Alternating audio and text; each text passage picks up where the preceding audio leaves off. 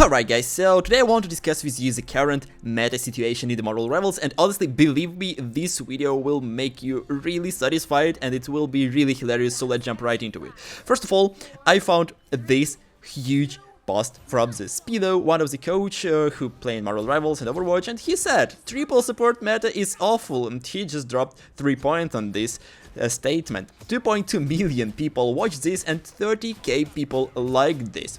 And to be honest, this is really hilarious, and let me break it down for you. So first of all, in the previous season we had a lot of problems with the people playing strategist or vanguards, and usually it was really hard to get anyone playing on this, and there was a problem with 6 DPS in every single match, or I mean already 4, 5 DPS. Usually it was kind of normal situation for every game, especially for the low elo, and it was really big problem because nobody actually wanted to play other roles beside DPS. But now situation is totally flipped, and now meta is absolutely different, and this is hilarious because now people are arguing that we have strategist meta.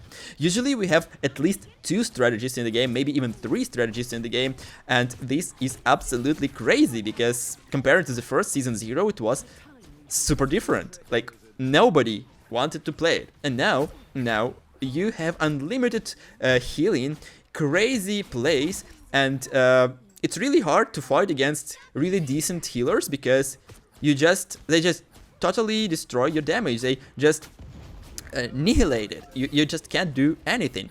And if in the enemy team or in your team you have some decent damage dealers and one guard, at least one guard, for example, usually for what I can see right now, it's the current state is one guard, 2 DPS and 3 healers, or 3 DPS, 2 healers. It works really well.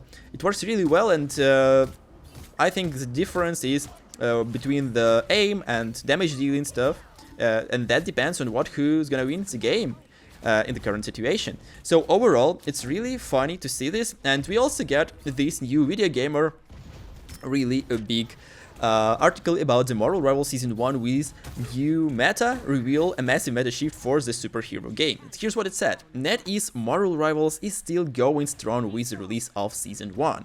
The free-to-play game saw a huge meta shift with the arrival of huge buffs and nerfs, with new heroes coming every month and a half, and the developers plans to never add a role queue. NetEase is hoping that frequent meta shakeups will keep the game alive. After Season 0, win rates revealed the game's most popular characters were also its biggest losers. The huge balance changes have changed everything. Marvel Rivals Season 1 win rates. Via store tracking website Rivals Meta, it's possible to see exactly what characters are getting the most wins in the Marvel Rivals. In Season 0, Hulk was the top character in the free-to-play game, but the radiation-powered Behemoth is now the 10th best character in the game. In Season 1, the most successful character in the Weather Control and Mutant, Storm. During this season, Storm has gained a total win rate of 57%, with a peak rate of 17.55%. This gives the character a massive lead, with the second most successful character, Rocket Raccoon, resting on the 54.85% win rate. In terms of popularity, Cloak and Dagger is currently the most popular pick for the Marvel Rivals Season 1, with 48 and 30% of the picks. However, the character success rate have massively dropped to just 48-20%. As for the game's biggest losers, the sniper-focused assassin Black Widow takes both spot. With a disastrous peak rate of just 2.7% and a win rate of just 40%, Black Widow is by far the biggest loser in the Marvel Rivals Season 1 update. Take her back to warmer, guys.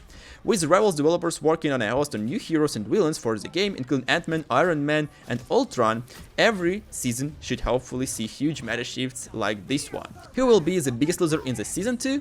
Me. This answer is me. And obviously this article is absolutely hilarious. I must admit that we have really interesting things here. And right now I'm playing Storm, and I must admit that he is absolutely busted. As you can see, I'm easily dominating this game and helping my team with a really decent damage boost, which is kinda crazy because you get in plus 20% of damage boost with empowered shift ability, and your team getting about 15% boost, which is in total is kinda about 70% boost for your team damage, and this is actually crazy. I mean, if you adjust every single character, 5 on 15, it will be 75% damage boost. So this is actually crazy. If your team dealing really decent damage and they're pretty consistent with aim, it might be super powerful thing. This aura is actually insane. You also have some advantage with the shift aura of the movement speed. Sometimes you just need to move faster, for example when you coming back from the spawn or something like this. And Storm is very flexible and versatile character. She can do this really easily, and her ultimate with a new buffed shield is much more better in the current meta. Why? Well, because when you try to engage with her ultimate and you usually go to the back rows of the enemies to kill some healers or maybe squishies, DPS, maybe just to peel the tanks, but anyway you jump in right into the enemy's fray, so you should be really careful with this one. Usually you can't come back because Storm don't really have any escapes, so she just die after ultimate, or if her team is pretty decent, they just heal you and you can escape. Otherwise, right now you can get much more defense from your ultimate because of the shielding, and you can escape tricky situations like this, which helped me to get 16-1 score in this game. I also get the MVP, and to be honest, I must say that playing Storm is super satisfying, because besides the power of the Storm, her basic auto attacks going through the enemy, so they piercing them and you can deal damage multiple times to different enemies with one single attack. So if you master the landing of different shots with a Storm, it's really easy to be a top tier DPS, honestly. If you play on some maps which need your enemy team to stay together, it's really easy to counter them with ultimate and with your auras, especially if you have team-ups. And usually, in this current season, Thor and Captain America is really popular raids. They have the peak rate, which increased a lot since the season 0, and they also have win rate, pretty nice win rate, 52 and 50% I think.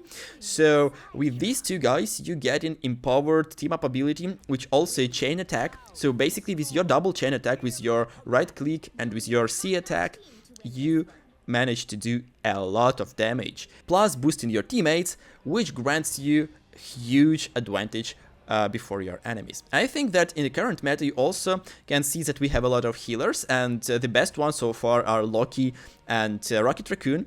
They are also was kinda really underrated in the previous season, especially Rocket Raccoon, because a lot of popular streamers dropped him in the lower tier ranks of their meta tier list.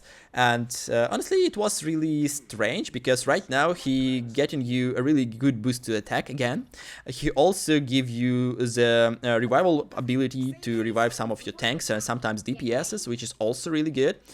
And what I would say for the Storm, also, that if you want to master her, the really important thing is positioning, because again, she don't have any escapes. You can use your empowered movement ability to fly above the ground really fast, but if you plan against some good aim characters, it's really hard to do.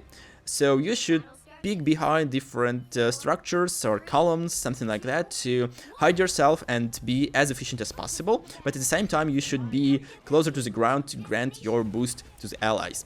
So overall, I think that current meta is much more fun and interesting than the previous one, with 5 to 6 DPSs in one team. Now it's more versatile and strategic based.